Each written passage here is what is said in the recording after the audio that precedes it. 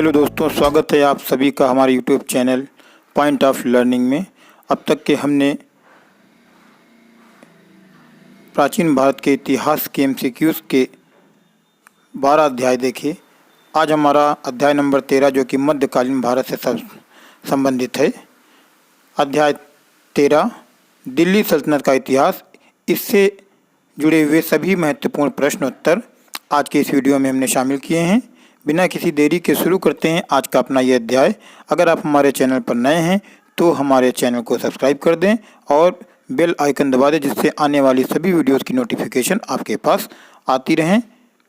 Video को like कर दें और ज़्यादा से ज़्यादा शेयर करें। बिना किसी देरी के शुरू करते हैं आज का अपना ये अध्याय दिल्ली सल्तनत का इतिहास। पहला सवाल आपकी स्क्रीन पर आपके सामने।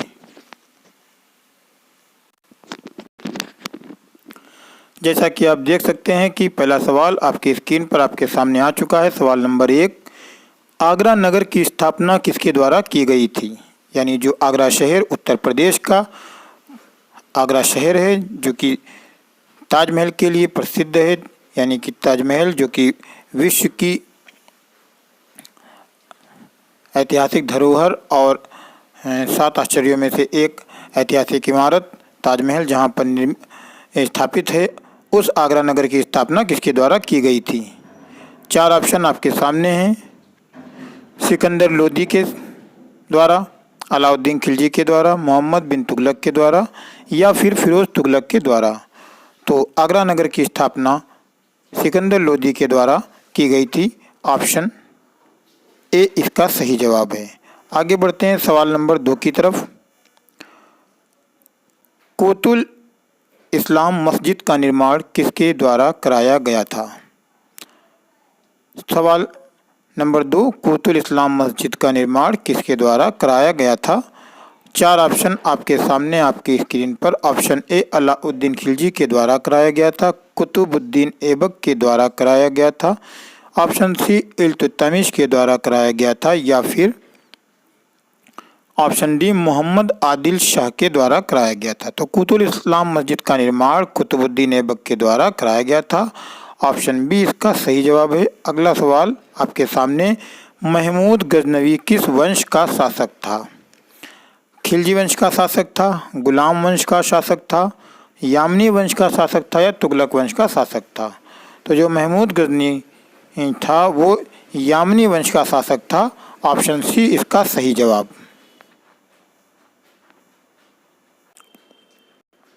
सवाल नंबर 4 आपके सामने, महमूद गजनवी का भारत में अंतिम आक्रमण किसके विरुद्ध हुआ? महमूद गजनी का शासक था जिसके भारत पर 17 बार आक्रमण किए, और जब उसका अंतिम आक्रमण हुआ तब भारत में वह आक्रमण किसके विरुद्ध हुआ? 4 ऑप्शन आपके सामने हैं। Option A Tomar, option B Pratihar, option C Solanki, option D Jat. तो महमूद गजनवी का जो भारत में अंतिम आक्रमण हुआ था वह जाटों के विरुद्ध हुआ था। ऑप्शन डी इसका सही जवाब है। सवाल नंबर 5 आगे आपके सामने, महमूद गजनवी ने भारत पर कितनी बार आक्रमण किए? ऑप्शन ए 17 बार, ऑप्शन बी 18 बार, ऑप्शन सी 12 बार, ऑप्शन डी 18 बार 15 बार। महमूद गजनवी द्वारा भारत पर 17 बार आक्रमण किए गए थे। इस प्रकार से ऑप्शन ए इसका सही जवाब है। महमूद गजनवी ने भारत पर कुल 17 आक्रमण किए। अगला सवाल, किसने अपने आप को खलीफा घोषित किया था? यानी दिल्ली सल्तनत का वो कौन सा सुल्तान था, शासक था जिसने अपने आप को खलीफा घोषित किया? ऑप्शन ए महमूद गजनवी ने, ऑप्शन बी मुबारक शाह खिलजी ने, इल्तुतमिश ने, अलाउद्दीन ने। तो जो मुबारक शाह खिलजी था उसने अपने आप को खलीफा घोषित किया था। ऑप्शन बी सही जवाब है इसका। अगला सवाल आपके सामने, लोदी वंश का संस्थापक कौन था? Option A Ibrahim Lodi, option B Sikandar Lodi, option B Bahlol Lodi, option D इनमें से कोई नहीं। तो दिल्ली सल्तनत जो शुरू होती है कुतुबुद्दीन ऐबक से गुलाम वंश की स्थापना के बाद, और दिल्ली सल्तनत का जो अंतिम वंश होता है वो लोदी वंश था। लोदी वंश की समाप्ति के बाद ही दिल्ली में मुग़ल काल की की स्थापना होती है या मुगल काल की नींव पड़ती है, क्योंकि बाबर और इब्राहिम लोदी के बीच 1526 ईस्वी में पानीपत का प्रथम विश्व युद्ध होता है और वहीं से बाबर द्वारा इब्राहिम लोदी को परास्त किया जाता है और भारत में मुगल साम्राज्य की स्थापना होती है। इस प्रकार से जो कि गुलाम वंश कुतुबुद्दीन ऐबक द्वारा जिसकी स्थापना होती है, गुलाम वंश से 1206 से शुरू होकर के 1526 ईस्वी तक दिल्ली सल्तनत का हमें इतिहास देखने को मिलता है और उसके बाद में इब्राहिम लोदी की पराजय के बाद दिल्ली सल्तनत की समाप्ति होती है और एक नए युग की शुरुआत होती है जिसे मुगल काल के नाम से जानते हैं। इसीलिए लोदी वंश, ये वही लोदी वंश है कि तो लोदी वंश की स्थापना किसने की थी, क्योंकि दिल्ली सल्तनत में कई वंशों ने समय समय एक के बाद एक शासन किया। गुलाम वंश ने किया, तुगलक वंश ने किया, खिलजी वंश ने किया, सैयद वंश ने किया और लोदी वंश ने किया। तो लोदी वंश का संस्थापक कौन था? इब्राहिम लोदी, सिकंदर लोदी, बहलोल लोदी, इनमें से कोई नहीं। तो लोदी वंश की जिसने स्थापना की थी वो बहलोल लोदी था। ऑप्शन सी इसका सही जवाब है। अगला सवाल आपके सामने आपकी स्क्रीन पर सवाल नंबर 8। भारतीय इतिहास में बाजार नियमों मूल्य नियंत्रण पद्धति की शुरुआत किसके द्वारा की गई थी? यानी बाजार के नियम किस शासक के द्वारा बनाए गए थे या मूल्य के ऊपर नियंत्रण जो पद्धति थी यह किसने लागू की थी? ऑप्शन ए शेर शाह सूरी के द्वारा, ऑप्शन बी मोहम्मद बिन तुगलक के द्वारा, ऑप्शन सी फिरोज तुगलक के द्वारा और ऑप्शन डी अलाउद्दीन खिलजी के द्वारा। तो जो बाजार नियंत्रण की पद्धति थी वह अलाउद्दीन खिलजी के द्वारा लागू की गई थी। इस प्रकार से इसका ऑप्शन डी सही जवाब है, अलाउद्दीन खिलजी। अगला सवाल, अलाई दरवाज़ा निम्न में से किसका मुख्य द्वार है? कुतुब मीनार का, जमात खाना मस्जिद का, सीरी का, इनमें से किसी का नहीं। तो जो अलाई दरवाज़ा है वह कुतुब मीनार का मुख्य द्वार है। ऑप्शन है इसका सही जवाब। अगला सवाल, राज्य संबंधों में उलेमा के दखल का विरोध किस सुल्तान ने किया? दिल्ली सल्तनत में या मुगल काल में उलेमाओं का काफ़ी आधिपत्य रहा, लेकिन कभी कभी कुछ ऐसे शासक भी हुए जिन्होंने उलेमाओं के दखल को शासन में देने से प्रतिबंधित किया। तो वही प्रश्न यहाँ पर हमारा है कि राज्य के संबंधों में उलेमा के दखल का विरोध किस सुल्तान द्वारा किया गया? ऑप्शन ए बलबन ने, ऑप्शन बी अलाउद्दीन खिलजी ने, ऑप्शन सी फिरोज तुगलक ने, ऑप्शन डी इनमें से कोई नहीं। तो अलाउद्दीन खिलजी के द्वारा उलेमाओं के दखल का विरोध किया गया। ऑप्शन बी इसका सही जवाब। बढ़ते हैं हम अपने अगले सवाल की तरफ।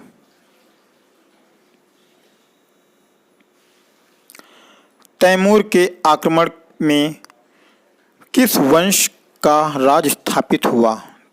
जिस वक्त भारत में तैमूर लंग ने आक्रमण किया उसके बाद भारत में किस वंश का राज स्थापित हुआ? तैमूर के आक्रमण के बाद भारत में किस वंश का राज स्थापित हुआ? तो तैमूर लंग ने भारत में 1398 ईस्वी में आक्रमण किया था। उस वक्त यहाँ पर तुगलक वंश का शासन हुआ करता था। तो 4 ऑप्शन हमारे सामने हैं। खिलजी वंश की स्थापना हुई, तुगलक वंश की स्थापना हुई, सैयद वंश की स्थापना हुई या फिर लोदी वंश की स्थापना हुई। तो तैमूर के आक्रमण के बाद भारत में सैयद वंश की स्थापना हुई। ऑप्शन सी इसका सही जवाब। निम्नलिखित में से किस सुल्तान के दरबार में सबसे अधिक गुलाम थे? Option A Balban, option B Alauddin Khilji, option C Mohammad bin Tughlaq, option D Firoz Tughlaq. तो फिरोज तुगलक के दरबार में सबसे अधिक गुलाम थे। ऑप्शन डी इसका सही जवाब है। अगला सवाल आपके सामने, निम्नलिखित में से किस सुल्तान ने बेरोजगारों को रोजगार दिया? 4 ऑप्शन आपके सामने। Option A Firoz Tughlaq, option B Sher Shah Suri, option C Alauddin Khilji, option D Muhammad bin Tughlaq. तो जिस सुल्तान ने बेरोजगारों को रोजगार दिया वो ऑप्शन ए है, फिरोज तुगलक, सही जवाब है इसका।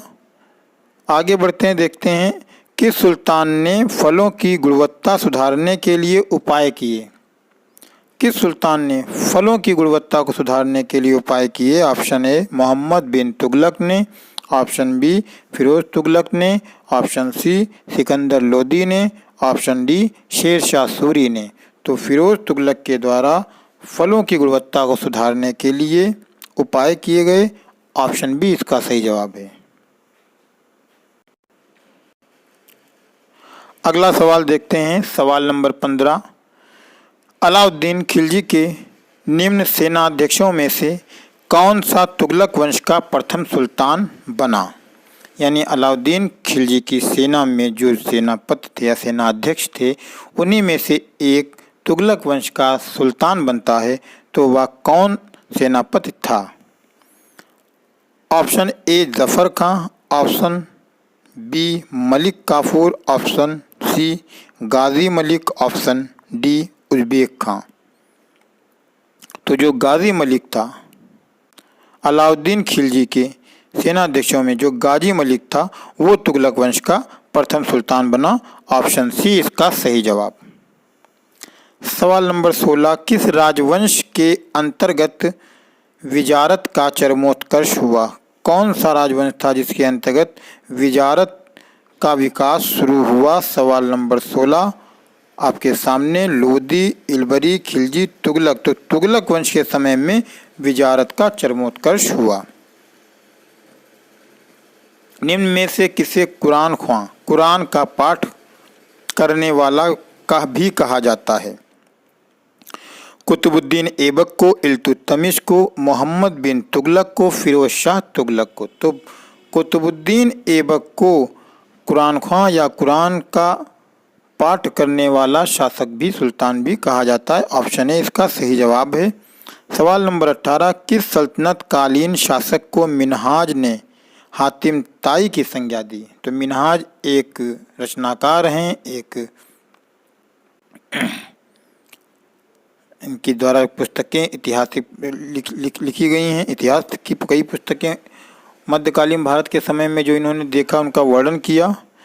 तो किस सल्तनत काल के शासक को मिन्हाज ने हातिम ताई की संज्ञा दी और हातिम ताई से किसकी इन्होंने सम्मानता की है?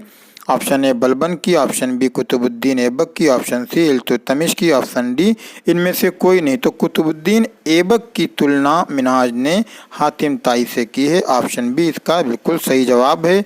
अगला सवाल आपके सामने आपकी स्क्रीन पर। 2.5 दिन का झोपड़ा मस्जिद अजमेर का निर्माण किसके द्वारा कराया गया? तो 2.5 दिन का झोपड़ा एक मस्जिद है जो कि अजमेर राजस्थान में स्थित है। तारागढ़ की पहाड़ी के ऊपर यह मस्जिद बनी हुई है।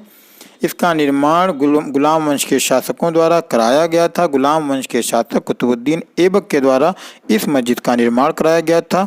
4 ऑप्शन आपके सामने हैं। Option A Firoz Tughlaq, option B Balban, option C Qutubuddin Aibak, option D Iltutmish.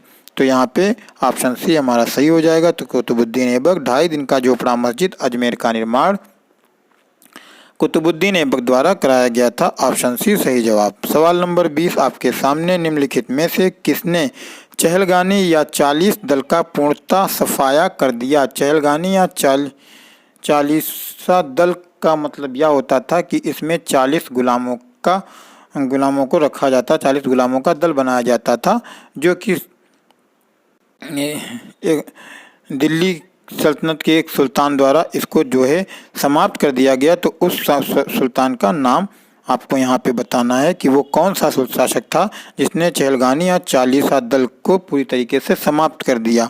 Option A Alauddin Khilji, option B Razia, option C Iltutmish, option D Balban. तो बलबन के द्वारा चहलगानी प्रथा को पूर्णतया समाप्त कर दिया गया था। ऑप्शन डी इसका सही जवाब। अगला सवाल, सवाल नंबर 21 आपके सामने। निम्नलिखित में से कौन अपने को ईश्वर का अभिशाप कहता था? अपने आप को कौन ईश्वर का अभिशाप कहता था? Option A Changez Khan, option B Timur Lang, option C Nadir Shah, option D इनमें से कोई नहीं। तो जो चंगेज़ खां था वह अपने आप को ईश्वर का अभिशाप कहता था। ऑप्शन ए सही जवाब। सवाल नंबर 22।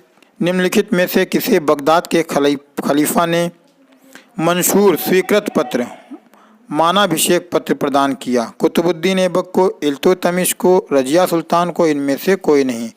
तो इल्तुतमिश को बगदाद के खलीफा ने मंशूर या स्वीकृत पत्र प्रदान किया था। ऑप्शन बी इल्तुतमिश इसका सही जवाब है। सवाल नंबर 23 आपके सामने, किसके राज्यकाल में लखनौती बंगाल की राजधानी में तुगरिल खां का विद्रोह और दमन हुआ? इल्तुतमिश के राज्यकाल में, अलाउद्दीन खिलजी के राज्यकाल में, बलबन के राज्यकाल में, या इनमें से कोई नहीं? तो बलबन के राज्यकाल में लखनौती जो कि बंगाल की राजधानी है, तुगरिल खां का विद्रोह हुआ और उसका वहीं पर दमन भी साथ ही साथ किया गया। इस प्रकार से ऑप्शन सी इसका सही जवाब है।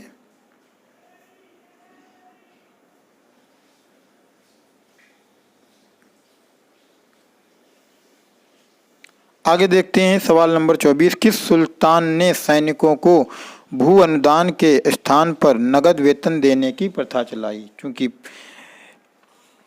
समय समय पर अलग अलग राजवंशों ने दिल्ली सल्तनत में अपना शासन किया और अपने नियम बनाए, तो जहां एक ओर कभी कभी सैनिकों को भूमि या अन्य चीज़ें देने की प्रथा थी, वहीं पर कुछ इस प्रथा को बदल करके, परिवर्तित करके उनको नगद वेतन दिया जाने की भी शुरुआत हुई। तो यह शुरुआत किस सुल्तान द्वारा की गई? दिल्ली सुल्तान के किस सुल्तान ने सैनिकों को भू अनुदान के स्थान पर नगद वेतन देने की प्रथा चलाई? मोहम्मद बिन तुगलक ने, इल्तुतमिश ने, बलबन ने, अलाउद्दीन खिलजी ने? तो यह प्रथा चलाने वाला दिल्ली सल्तनत का एकमात्र सुल्तान अलाउद्दीन खिलजी था। ऑप्शन डी इसका सही जवाब। अगला सवाल आपके सामने, बलबन ने अपने को कुलीन साबित करने के लिए शाहनामा में वर्णित किस प्रसिद्ध तुर्की योद्धा का वंशज होने का दावा किया? Option A Afrasiyab, option B Amir Hamza, option C Timur, option D इनमें से कोई नहीं। तो बलबन चूंकि एक गुलाम था, लेकिन जब वह दिल्ली सल्तनत की गद्दी पर बैठा तब उसने अपने आप को कुलीन साबित करने के लिए शाहनामा में वर्णित किस प्रसिद्ध तुर्की योद्धा का वंशज होने का दावा किया कि उसने वह ये साबित करने की कोशिश की कि वह एक तुर्की वंश का व्यक्ति है, यानी उसके वंशज जो थे वो तुर्क थे। तो वो कौन थे, किसका उसने वर्णन किया? तो इसका सही जवाब है ऑप्शन ए अफरसियाब। अगला सवाल, सराय अदल निम्नलिखित में से किसका बाजार था? सराय अदल किस चीज़ का बाजार हुआ करता था? गल्ले का था, वस्त्र एवं अन्य वस्तुओं का था, दासों, घोड़ों और मवेशियों का बाजार था, या छोटी छोटी वस्तुओं का बाजार था? तो जो सराय अदल था वह वस्त्र एवं अन्य वस्तुओं का बाजार हुआ करता था। ऑप्शन बी इसका सही जवाब है। अगला सवाल, फिरोज तुगलक द्वारा स्थापित दारुल सफा क्या था? तीर्थयात्रियों के लिए एक अतिथि गृह था, एक पुस्तकालय था, एक खैराती अस्पताल था, एक दानशाला थी? तो फिरोज तुगलक द्वारा स्थापित जो दारुल शफा था वह एक खैराती अस्पताल था। ऑप्शन सी इसका सही जवाब है। सवाल नंबर 28, रजिया बेगम को सत्ताच्युत करने में किसका हाथ था? अरबों का था, मंगोलों का था, अफगानों का था, तुर्कों का था? तो रजिया बेगम को सत्ताच्युत यानी सत्ता से हटाने में जिनका हाथ था वह तुर्क थे।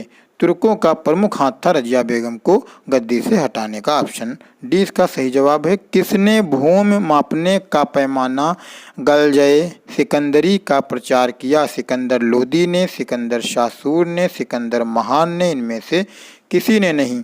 तो सिकंदर लोदी द्वारा भूमि मापने के पैमाने गंजे सिकंदरी का प्रचलन किया गया। ऑप्शन ए इसका सही जवाब है। सवाल नंबर 30, किस मुस्लिम शासक के ने सिक्कों पर देवी लक्ष्मी की आकृति बनी है? यानी वो कौन सा दिल्ली सल्तनत का शासक है जिसके सिक्कों के ऊपर देवी लक्ष्मी की आकृति भी बनी हुई है? Option A Alauddin Khilji, option B Mohammad Ghori, option C Akbar, option D इनमें से कोई नहीं। तो जो मोहम्मद गौरी है इसके सिक्कों पर देवी लक्ष्मी की आकृति भी बनी हुई है। ऑप्शन बी इसका सही जवाब। दिल्ली के किस सुल्तान को इतिहासकारों ने विरोधों का मिश्रण बताया। दिल्ली के ऐसा कौन सा सुल्तान था कि सुल्तान को इतिहासकारों ने विरोधों का मिश्रण बताया? Balban, option B Alauddin Khilji, option C Mohammad bin Tughlaq, option D Ibrahim Lodi. तो जो इब्राहिम लोदी है इसे इतिहासकारों ने विरोधों का मिश्रण बताया है। ऑप्शन सी सही जवाब। लोदी वंश का अंतिम शासक कौन था? सिकंदर लोदी था, दौलत खां लोदी था, बहलोल लोदी था, इब्राहिम लोदी था। लोदी वंश का अंतिम शासक, जैसा कि हमने बताया कि दिल्ली सल्तनत का जो पहला वंश था गुलाम वंश था, और जो दिल्ली सल्तनत का अंतिम वंश था वो लोदी वंश था। दिल्ली वंश की स्थापना जो की गई गुलाम वंश के शासक कुतुबुद्दीन ऐबक के द्वारा की गई, और जो दिल्ली का अंतिम वंश था वो लोदी वंश था, और लोदी वंश का जो अंतिम शासक था वो इब्राहिम लोदी था, जिसे बाबर द्वारा 1526 ईस्वी में पानीपत के युद्ध में परास्त किया गया था। इस प्रकार से ऑप्शन डी इसका सही जवाब होता है। दिल्ली लोदी वंश का अंतिम शासक इब्राहिम लोदी था। ऑप्शन डी सही जवाब। अगला सवाल देखते हैं। इनाम भूमि किसे दिया जाता था? विद्वान और धार्मिक व्यक्ति को, मनसबदारों को, पैतृक राजस्व संग्राहकों को, कुलीनों को। तो इनाम भूमि जो दी जाती थी वो विद्वान और धार्मिक व्यक्तियों को दी जाती थी। ऑप्शन ए इसका सही जवाब है। अगला सवाल आपके सामने। भारत में गुलाम वंश का संस्थापक कौन था? इल्तुतमिश, कुतुबुद्दीन ऐबक, कैकोबाद, आराम शाह। तो भारत में गुलाम वंश का जो शासक था वह कुतुबुद्दीन ऐबक था। ऑप्शन बी इसका सही जवाब है।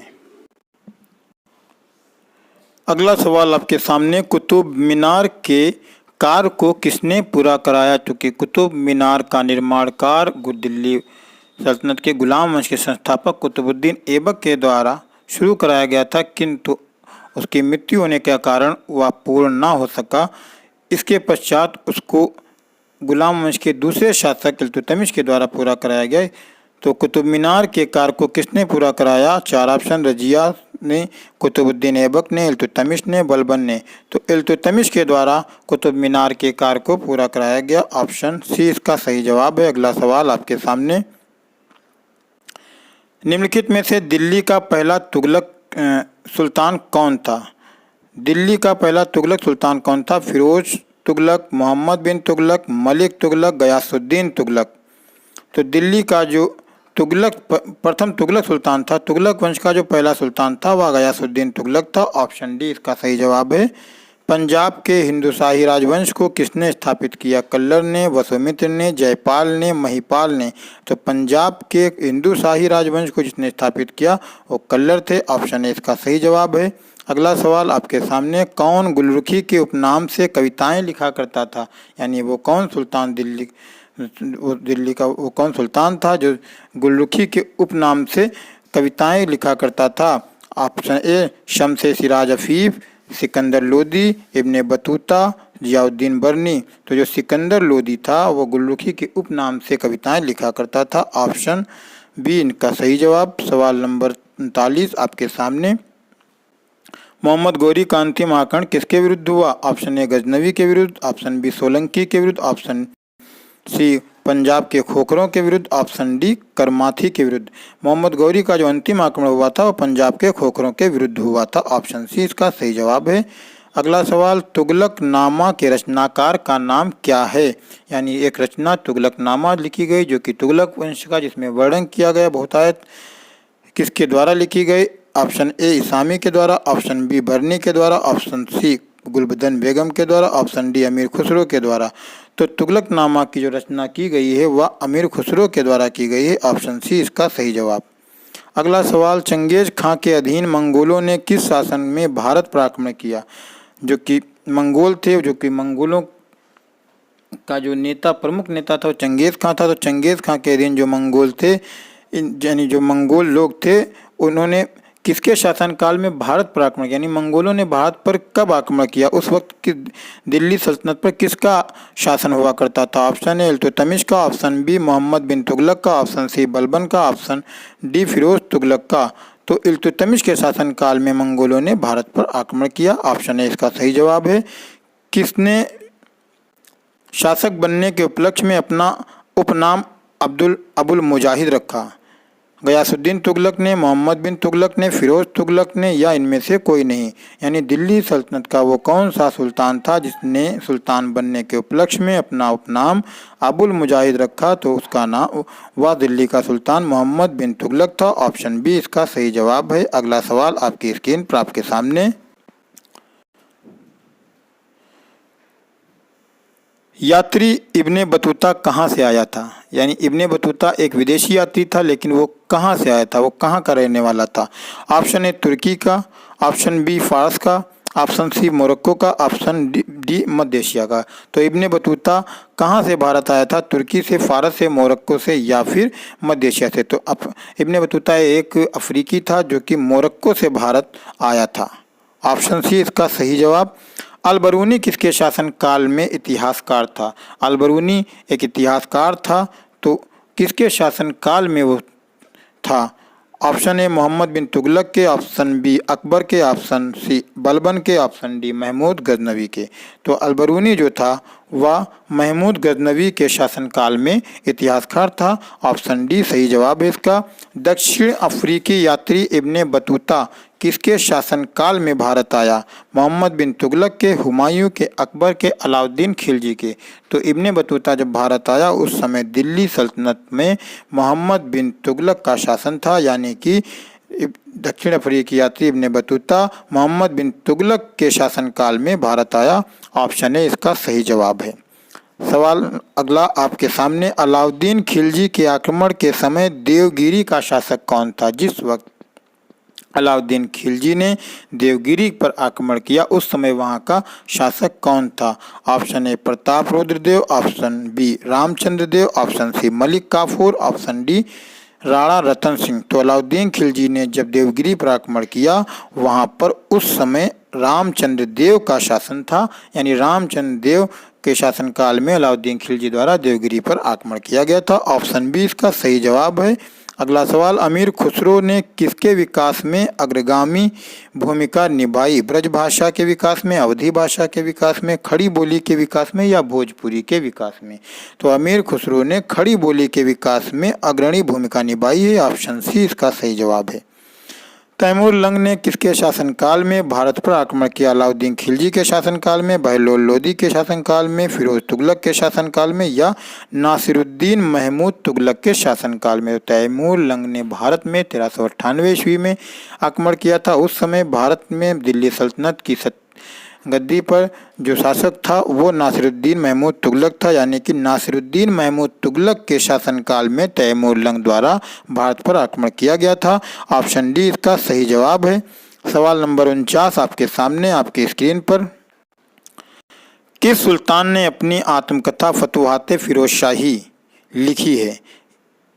फिरोज तुगलक ने, मोहम्मद बिन तुगलक ने, बलबन ने, अलाउद्दीन खिलजी ने। तो फिरोज तुगलक द्वारा अपनी आत्मकथा फतुहाते फिरोजशाही लिखी गई है। ऑप्शन ए इसका सही जवाब है। यानी ये भी पूछा जाता है कि फतुहाते फिरोज शाह के लेखक कौन हैं? तो फिरोज शाह तुगलक हैं। सवाल नंबर 50 आपके सामने आपके स्क्रीन पर। रजिया सुल्तान किसकी बेटी थी? 4 ऑप्शन आपके सामने हैं। कुतुबुद्दीन ऐबक की, इल्तुतमिश की, नासिरुद्दीन की, या फिर बलबन की। तो जो रजिया सुल्तान थी वह इल्तुतमिश की बेटी थी। ऑप्शन बी इसका सही जवाब है। इस तरीके से इस वीडियो की यह आखिरी प्रश्न था। और रजिया सुल्तान दिल्ली सल्तनत की प्रथम मुस्लिम महिला शासिका भी थी। भारत की भी प्रथम मुस्लिम महिला शासिकाओं में उनका इतिहास में नाम लिया जाता है, जो कि 4 वर्ष के लिए दिल्ली सल्तनत की गद्दी पर बैठी थी। दोस्तों वीडियो आपको कैसी लगी कमेंट बॉक्स में ज़रूर बताइएगा। आज का ये दिल्ली सल्तनत का इतिहास, इससे संबंधित जो महत्वपूर्ण 50 प्रश्नोत्तर थे वो हमने इस वीडियो में शामिल किए। मिलते हैं अगले वीडियो में कुछ नए प्रश्नोत्तर के साथ। तब तक के लिए देखते रहिए पॉइंट ऑफ लर्निंग चैनल को। अगर अभी तक आपने सब्सक्राइब नहीं किया तो सब्सक्राइब कर दें और बेल आइकन जरूर दबा दें, जिससे आपको हमारी सारी वीडियोस की नोटिफिकेशन मिलती रहें। वीडियो को लाइक करें और दोस्तों में ज़्यादा से ज़्यादा शेयर करें। देखते रहिए पॉइंट ऑफ लर्निंग, बने रहिए हमारे साथ।